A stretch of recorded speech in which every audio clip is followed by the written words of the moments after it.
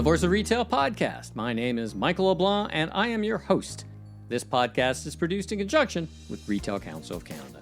In this episode, meet Rose Patten, one of Canada's preeminent business and strategic thinkers, a special advisor to the CEO of BMO, an inductee to the Hall of Fame of Canada's top 100 most powerful women, an honorary colonel of the Canadian Forces College, and the 34th Chancellor of the University of Toronto. Rose is now the author of Intentional Leadership, the Big 8 Capabilities Setting Leaders Apart. We chatted in person at her U of T offices to explore the principles and concepts of leadership well articulated in her popular new book. Rose, welcome to the Voice of Retail podcast. How are you doing this afternoon?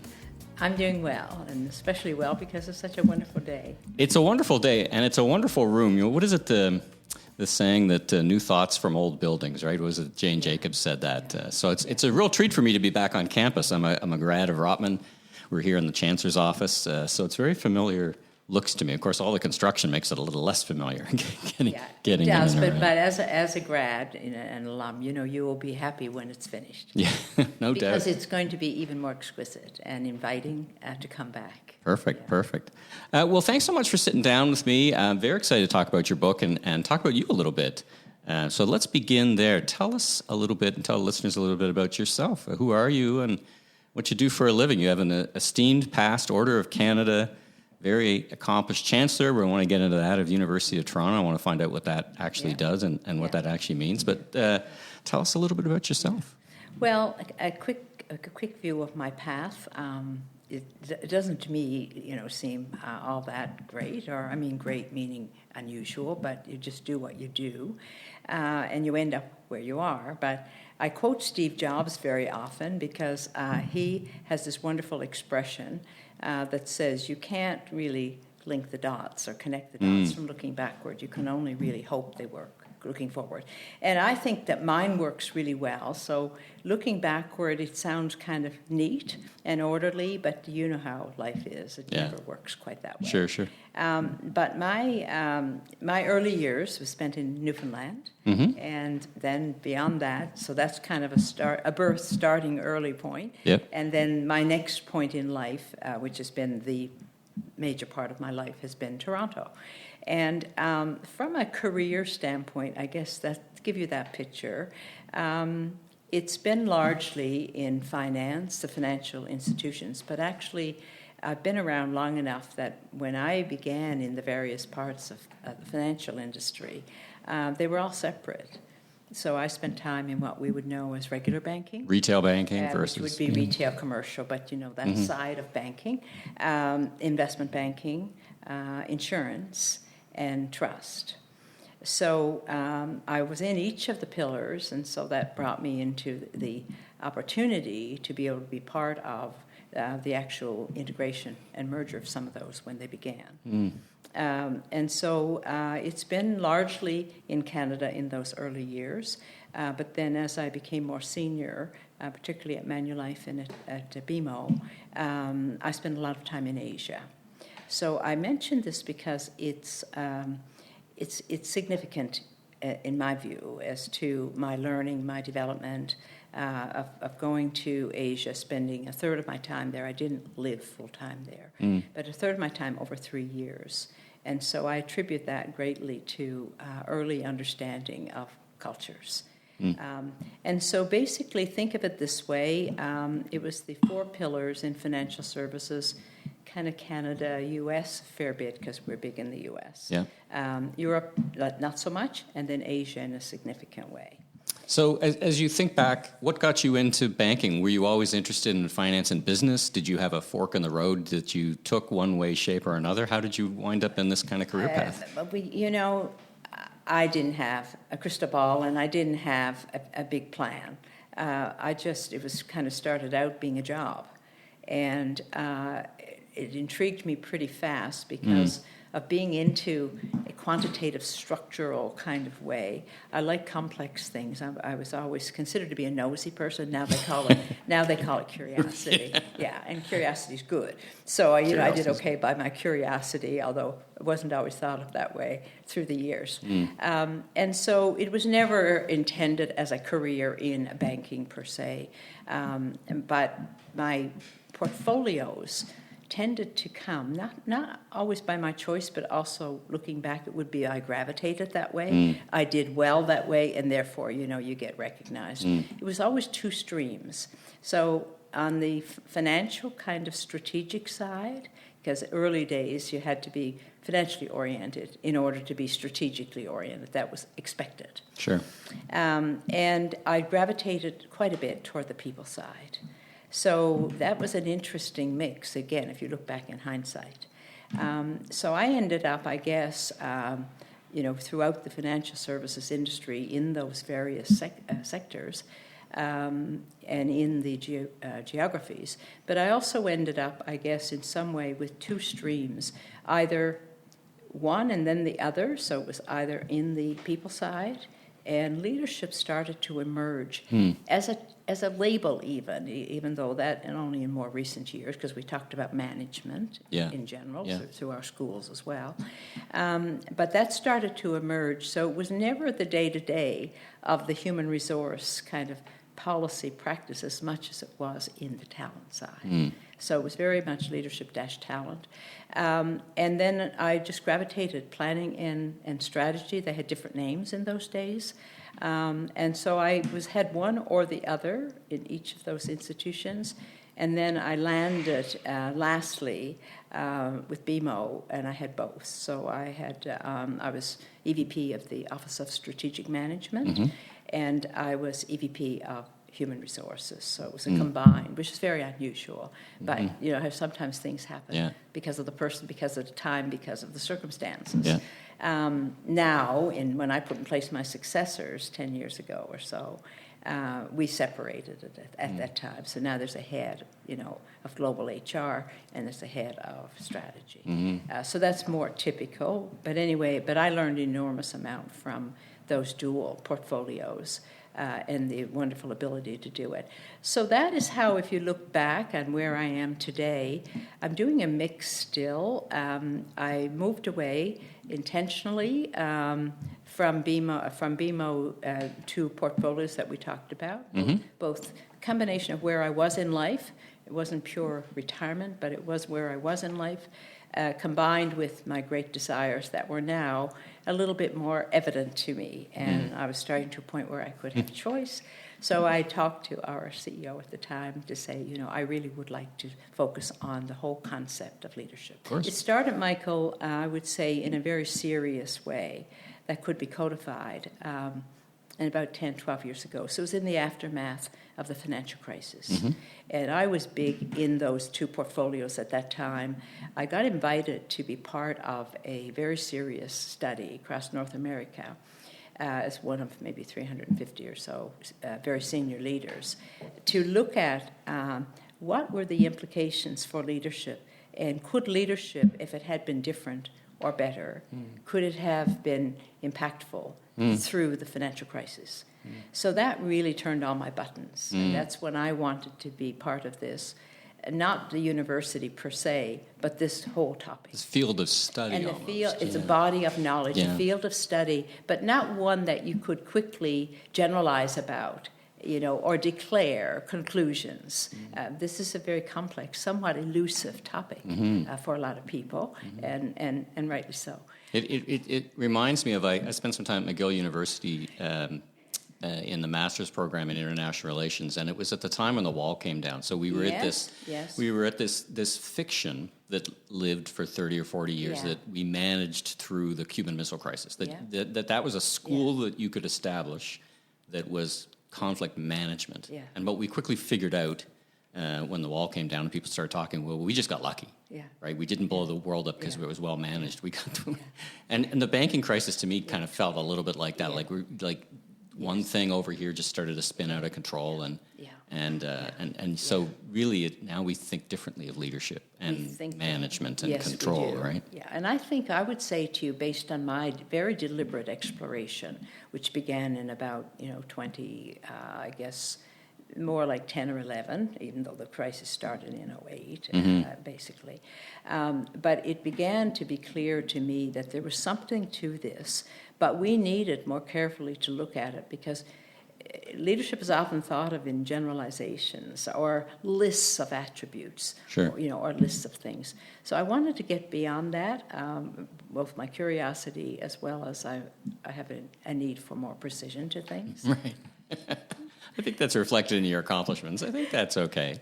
Let's talk about, you were the 34th Chancellor of the University of Toronto, so I'm a grad, but I have to admit I do not know what a Chancellor of the University of Toronto does. So unpack that for the listeners a little bit. So thank you for asking that, but don't feel alone. You are right. In fact, I take often the initiative when people say, "What do you do?" Do you want me to tell you a little bit about it? I don't want to assume they want to know, but it's I guess the best way to describe it, officially it would be called the ceremonial head of the university. The management head would be the president. Sure. In Canada, I would think most universities do have some form, but most of those that are known as chancellors would have similar role, so not uniquely different in each one, although they may play out differently because personalities bring things to the table. Some people are more rainmakers, others are more policy-driven. That's right, yeah, and or just very people-driven. In fact, when I became chancellor, as an elected post, by the way, not an appointment, it's elected by a board of 50 people here. Oh. So you kind of... That must have been unique for you. Have you ever been in an elected position? I mean, No, that's different, right? It's very different. Yeah. No, you're selected, or you're appointed, and that's kind of it. So this was different. But the nice thing about it is, in my view, you don't know you're being considered. Oh, okay. You're only asked when you're the chosen one to see if you would be interested in taking it. I don't imagine many people turn it down. It's quite prestigious. It's a wonderful, purposeful thing. Sure. I think of it for its purpose, its far-reaching impact. Been around, long-standing institution. So these are the factors that really interested me. And I saw leadership in the big L sense around this umbrella as well. And so it was the biggest honor ever. I mean, just wonderful. I've been very fortunate in that respect. And you are a beneficiary. You've got a higher education as well, several degrees as well. What's your assessment of university and higher education today? Yeah. Is it serving the purpose it needs to? Are we creating good citizens? Are we creating people who can go out and get jobs and be productive and be good citizens? What's your assessment? And it's interesting. It's a different perspective, right? It's a different thing to be in this office than outside looking in or whatever. Well, I mean, I guess I've seen it from both angles because in all my years in big institutions, I've been after talent big time, and it was part of even my role, much less what I should be interested in. So I think your question is an important one. I would say that it's like my concepts of leadership. There's always renewal. I think the times we're in general, as they change, some changes that we see, some of the crises are transitional, but others are not transitory. They're here to stay. So I do think that education largely does need constant attention and renewal for its currency, for its relevancy. But I would say, I can speak to give you an idea of University of Toronto, and you came here, so I'm sure you favored it for different reasons. But at the same time, we're known as you know this, one of the top 10 in the world. But on the ranking, you actually do get ranked on your employability of your students. So their preparation, how much they're sought after for employment. We rank 11th in the world. So we're very proud, and we are very feeling comfortable in general. We'll never be doing as well. It keeps changing. Sure. But I think we're doing extremely well. I can only speak with knowledge to the University of Toronto. But I do think that, the attention is on it. Well, let's talk about what we're here to talk about a little bit. We're here to talk about you a little bit. Let's talk about your book, Intentional Leadership, The Big 8 Capabilities, Setting Leaders Apart. So let's start at the beginning. Why did you write the book? Was it a gap on the shelf you saw, that there was a gap somewhere? Was it something that you just been wanting to do for decades, you just had to say it, or has something changed? Take me through your thinking. Yeah. It was never in my mind. Okay. It was never in my mind. It was never on my bucket list. And Was there a glimmer even of probability? No. So that's as definite as I can be about it. But I did finish telling you the story of how I began a very deliberate exploration of leadership through the financial crisis. And then, of course, before we know it, because it wasn't that long in between, we have the pandemic. Sure. I was drawn into it again. But during that period, I was invited to teach at Rotman. And I've been teaching leadership, in fact, the flagship branch, the flagship program at Rotman. And we didn't at Rotman, and you might know this from your knowledge, we didn't go the route of the 6-week advanced leadership, advanced management program that some did. So we've done it more kind of in a much more focused way. And so I was fortunate enough it was Roger Martin's day, to be asked to do this. And that was right at the time I mentioned to you that I wanted to get more involved in this, in the concepts of leadership. So throughout that period between then, which was in the aftermath, and now, there's been 1,400 leaders who've been through this program that I was shaping, these concepts that I was shaping from this work. And the 14 were not all here. About 500 of them were from BMO. BMO has offered advanced leadership to the top 500 people around the world since 2008, and that was one of my, kind of pet peeves. And because it used to be in many organizations that, it stopped kind of at that director level, if you can think of a hierarchy. And so that gave me an enormous amount of latitude to explore, to challenge, to test, and to create a model, a concept, a practice that seemed to be, quote, working. And so really that had been going on, and then I was drawn back into it with the pandemic. So it was in around the pandemic time that I start to think I should really be codifying this to a much greater extent. I would get questions asked from time to time, when people were leaving, "Oh, Rose, we've been here a week, but you got to give us something else," kind of thing. This is the biggest problem we have, because unless you have something to trigger back at the workplace, there's some of it which you don't carry on with. And so I had an invitation from a couple of publishing houses, but their interest was more on all about me and me and the ceilings, breaking the ceilings and all of this. That doesn't interest me as much. I'm a private and low-key person in general, although my public positions wouldn't. I was going to say, wouldn't tell you as that. Chancellor of the University of Toronto, I would say, okay. Because it has global reach as well. Yes. And we do have, many, many, many thousands of people. But that's different. That's different. Right? I noticed that in your book. I mean, we were talking off mic. I've interviewed many authors. Roger Martin has been on the podcast a couple of times. And some authors take a path where they spend a quarter of the book talking about themselves for context, but you kind of jump right in. Basically the only thing you get to know about you is on the jacket at the outside cover. I jump in, and in fact, the one point that I think is very relevant, if you don't mind, is that my immediate attention was drawn to not just the 1,400 people who had kind of been living through this in the classroom, and that I had a chance to explore, but then I chose 10 Canadian leaders on the criteria that I had to know them well, meaning I had to know whether I believed that they were really great leaders, because titles don't always tell you people are great leaders, and that they needed to be multiple sector, just as I was in my leadership learning, and that I had to like them. So I immediately asked them, even before I had put a pen to paper, would they join me on this journey and have conversations? I didn't call it interviews.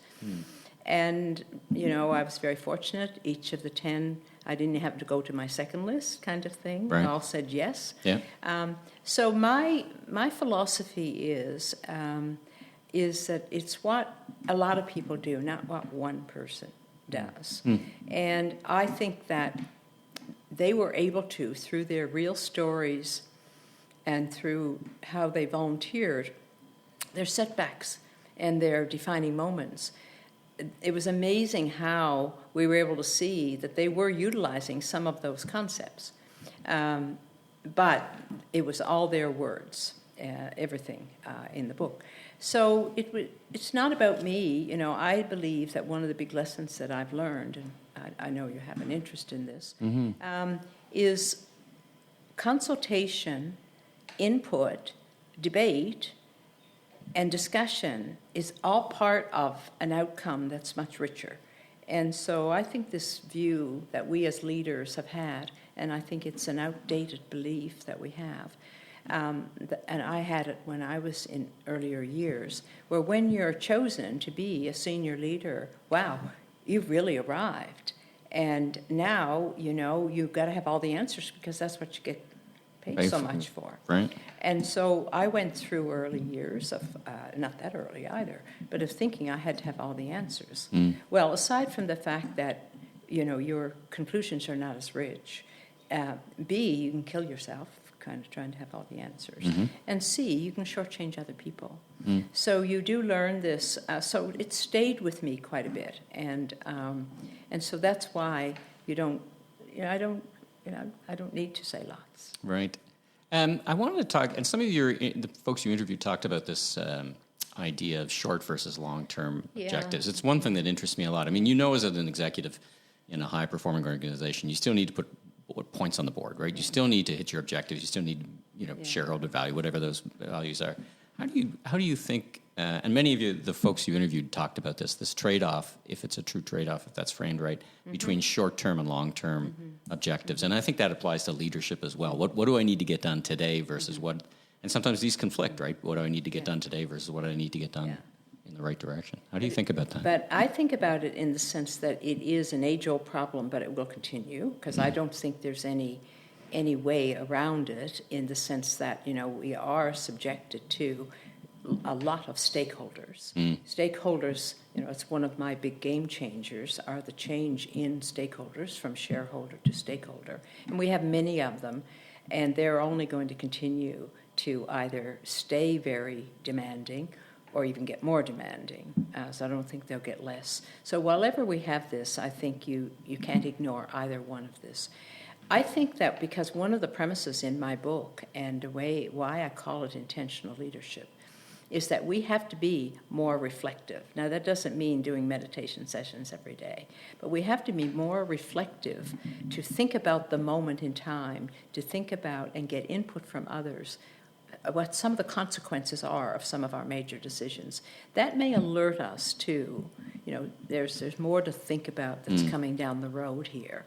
I think we're just often too urgent to do the here and now, that we don't give enough time to the longer term. But I also recognize that, there's a lot of expectations and no one has lots of patience. And I've worked and continue to work for Retail Council of Canada, which is, a lobbying organization. And often we find ourselves talking to politicians about unintended consequences. Yes, exactly. So that I liked it when people say, what did you do for a living? I said, well, let me frame it this way. When you have discussions with business leaders and decision leaders and politicians, you're explaining, you're thinking you're going to make this decision, but you need to understand the broader set of consequences. So I really what you say really resonates with me. And Michael, it also it's what I really care about in conveying that the context matters. Often we don't pay enough attention to the context, and we use and try to rely too much on yesterday's assumptions without thinking something there may have changed. So reflection, and intention will bring this out, as opposed to the underlying assumption that's been tried and true for a while. Is the pace of change an artificial construct? Yeah. Are we really, everyone says it's so fast-paced now. Is that true? I mean, it's fair to say, I think you and I would agree, that we can't imagine ourselves being less influenced by digital in the next 10 years. It's hard to see less of some of these things. Yeah. But is it this, I call it the cult of busyness. We used to get on elevators and say, how are you doing? Oh, I'm busy. Yeah, I like that. How are you doing? I love it. I love that expression. I hadn't heard it put that way. So it is a really wonderful, smart question, if I may say so. It's a very insightful question, because I have to say it's both. I think the unprecedented change that we talk about, these extraordinary times, I do think they are real. but they're not necessarily as real, dramatic, and embellished as we make them to be, through the media, through the culty conversation. However, I believe some of them are transitory. And so basically, if you've got some that are transitory, you've got to recognize that and distinguish between. It's hard to decipher because we're surrounded by so much information and hyperbole, really. But I do think that there are many of the changes that are here to stay. They may shape a little differently. In my book, I like the idea of the pendulum swing. And pendulums take sometimes a bit of time to be nudged. They do swing. They never swing back to where they were. So there's always change that's sticking, and it builds. So I do think that we're in a world that is constantly changing, and I think leadership renewal is the only way around it. Let's talk about the period we just went through, the COVID era. And I, like you, think about changes we made to our lives and structures that were an adaptation to a very unusual time versus structural changes. So as you reflect on the COVID era, what kind of do you think of any structural changes it brought about? I mean, you took on the mantle of strategy during the banking crisis, a crisis of a different kind, but for that sector, quite important. Do you think leadership has changed, or any changes that you can lessons think it learned? has dramatic impact on leadership because, if I may refer to my book, I identify 3 game changers. Because to your point, leadership is always changing. You can get carried away a little bit here and there.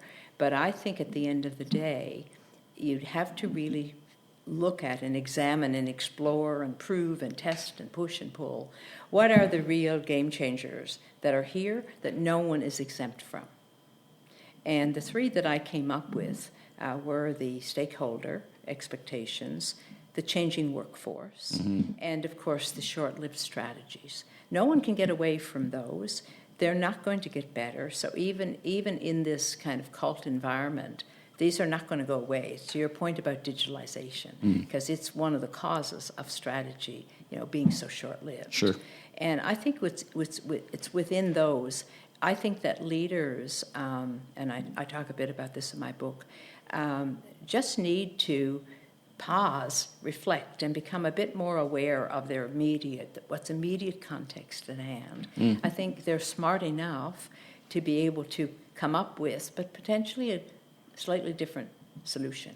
The other thing that I think in the workplace, and COVID to me proved this, is that we were grateful that the workplaces changed overnight. On a weekend we went remote, and we just thought we would do well. But we forgot that when things kind of went another way, it doesn't mean they'd stay there. In the case of people's attitudes, people were harmed in many ways by COVID times, different hardships, some for financial, some health, some mental death, mental health. It's all kinds of health. So the decisions that leaders have to be involved in now, in addition to the normal stuff of financial performance and productivity, they can't escape the reality or at least the implications of this. So I think that we're far from being able to prescribe what is the outcome in a post-COVID environment. I've interviewed an author. He's a great thinker on this, Rashad Tabakawala, and he says the future doesn't fit in the containers of the past. So he kind of says, everything has changed. It's very much. I've read the same themes in your book. Yeah, it's the same themes. Yeah, different language. Yeah. I want to zoom in on one element, and that's the workplace, right? Yeah. So we have a very boisterous conversation going on right now. You would be more than familiar with it.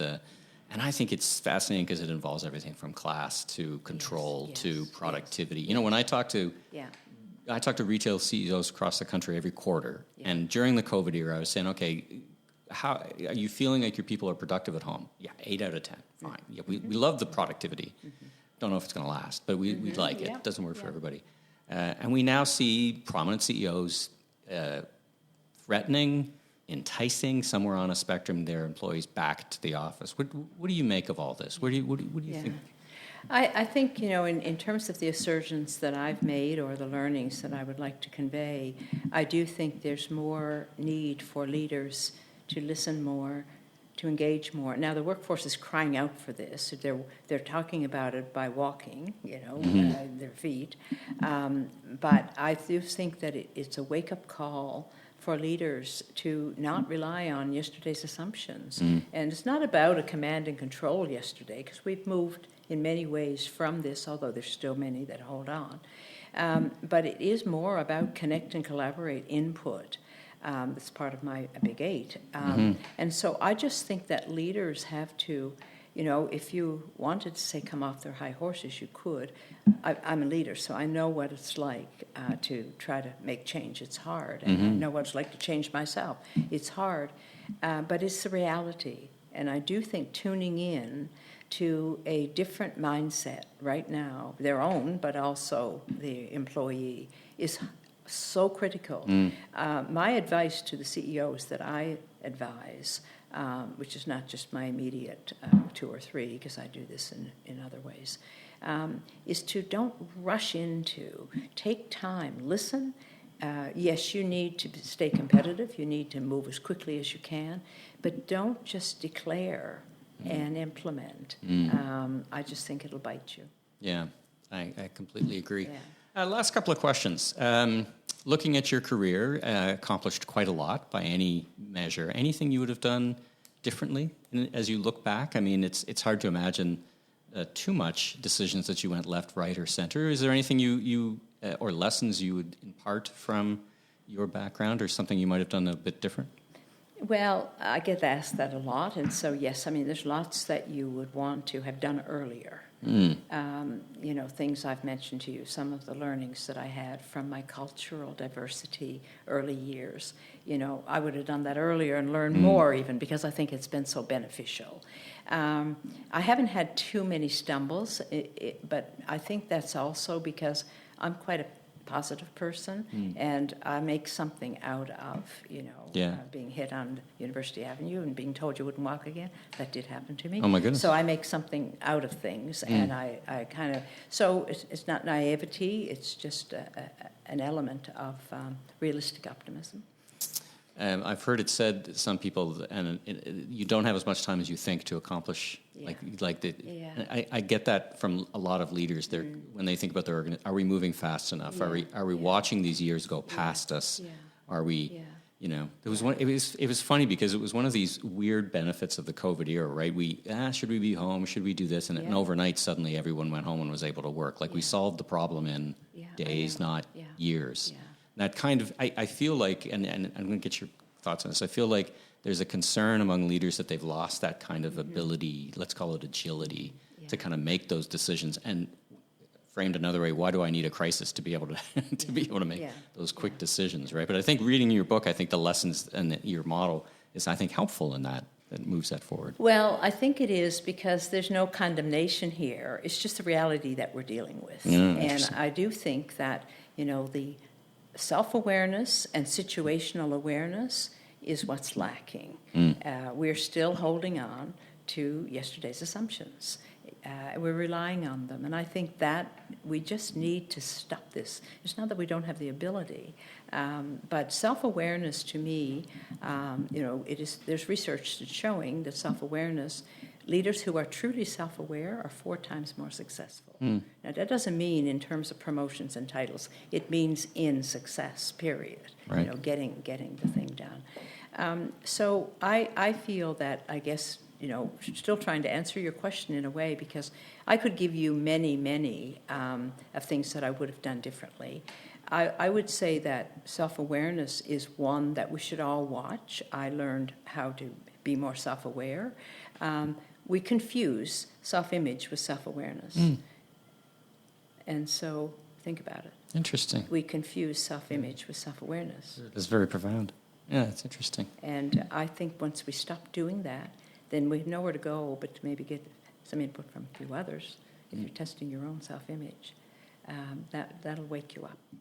Well, my guest is Rose Patten. The book is Intentional Leadership, The Big 8 Capabilities, Setting Leaders Apart. Available, I'll put a link in the show notes, available, I saw it on Amazon, available where you love to buy your books, Amazon, Chapters, wherever. University of Toronto Press, of course, you can buy it there. Well, Rose, thanks so much for sitting down. You're very generous with your time and insights, and it was a treat to meet you, and thanks so much for joining me on the podcast. Well, I'm really glad I did. I told you the story of it, and so I repeat that. It's been my pleasure as well. Fantastic. And I wish you well with what you're doing. What you're doing, I think, is extremely important for all of us. Thanks for tuning into this episode of The Voice of Retail. If you haven't already, be sure and follow on your favorite podcast platform so new episodes will land automatically each week. And be sure to check out my other retail industry media properties, Remarkable Retail Podcast with Steve Dennis, and the Global E-Commerce Leaders Podcast. Last but not least, if you're into barbecue, check out my YouTube barbecue show, Last Request Barbecue, with new episodes each and every week. I'm your host, Michael LeBlanc, Consumer Growth Consultant, President of Emmy LeBlanc and Company, Inc., Maven Media, and keynote speaker. If you're looking for more content or want to chat, follow me on LinkedIn or visit my website at meleblanc.co. Safe travels, everyone.